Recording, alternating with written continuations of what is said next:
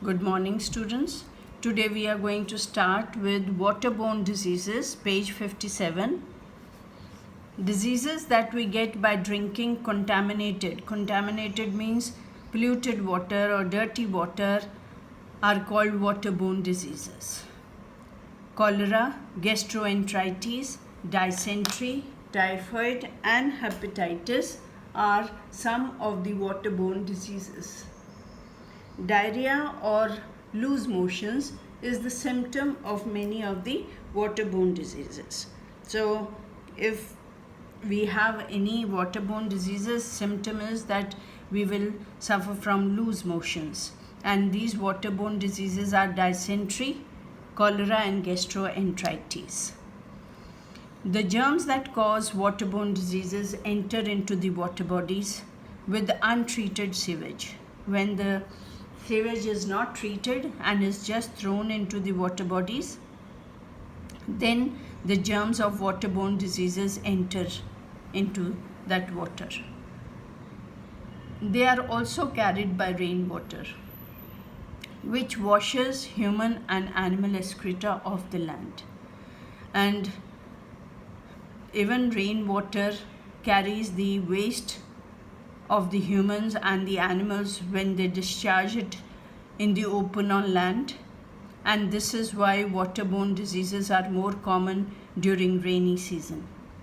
The best way to prevent waterborne diseases is to make sure that the water we drink and use for cooking, washing vegetables, and so on is clean. Then how do we purify water? Purification of water. And the water which is fit for drinking is called potable water. Potable water is not pure water the way distilled water is. It contains some beneficial dissolved substances. So potable water contains some beneficial dissolved substances in it, but distilled water does not contain any such substance. And distilled water is the water which you are using in your inverter batteries. Water drawn from the water bodies or from under the ground is usually purified in 3 steps in the municipal water treatment plants. The water which we get in our homes from the water supply, there the water is first purified or treated, and following steps are taken to treat the water. Number 1, sedimentation and decantation. This is the first step taken to purify municipal water in municipal supply units.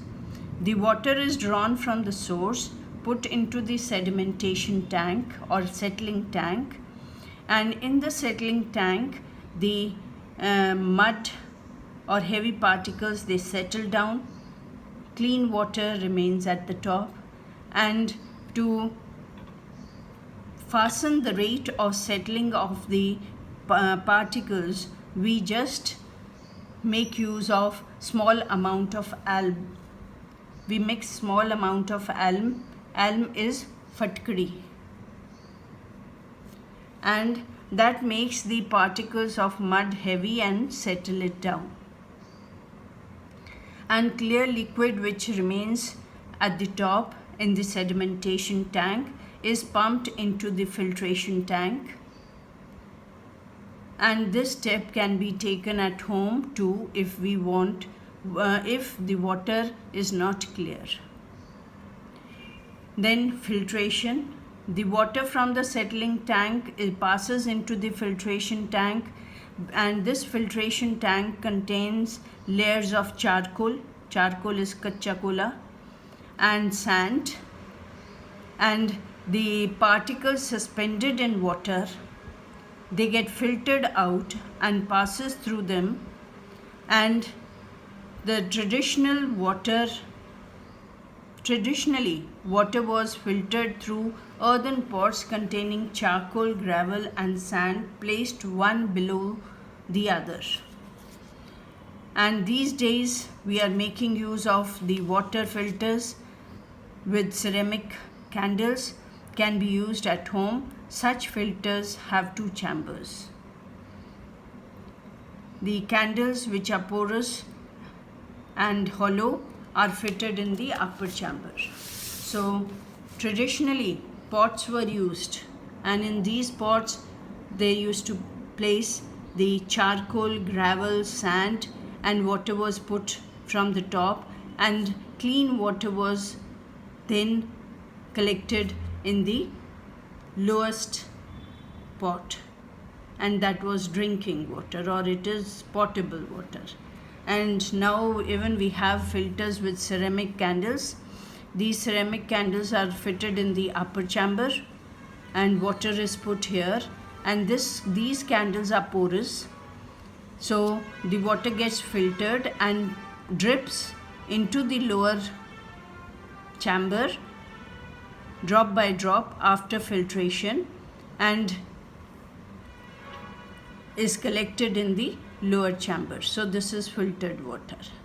And after filtration, chlorination is done, and in this chlorination, in the municipal water treatment plant, water passes through the filtration tank into the chlorination tank. Here the water is treated with liquid chlorine to kill any germs present in it.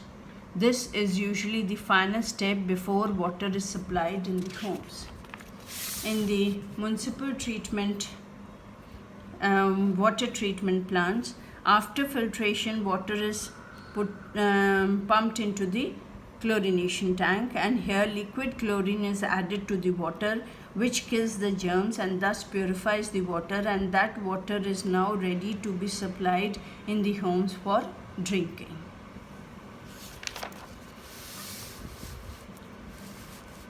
Boiling. Even the water from municipal supply may not always be germ-free. One way of making sure that drinking water is really germ-free is to boil it for a few minutes. So the water which we get from our municipal supply is also not totally germ-free. So one way of purifying this water is that we boil it for a few minutes. Germs cannot survive at boiling point of water, and the boiled water should be covered and allowed to cool. Some solids may settle at the bottom when the water cools, and these can be filtered through a clean cloth or with the help of ceramic filter. So in this way we can kill the germs even by boiling. Then water purifiers.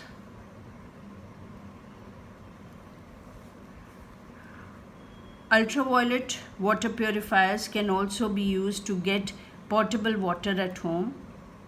In a ultraviolet purifier, the water from the supply is first filtered through charcoal, then the filtered water is exposed to ultraviolet rays to kill the germs that may be present in it.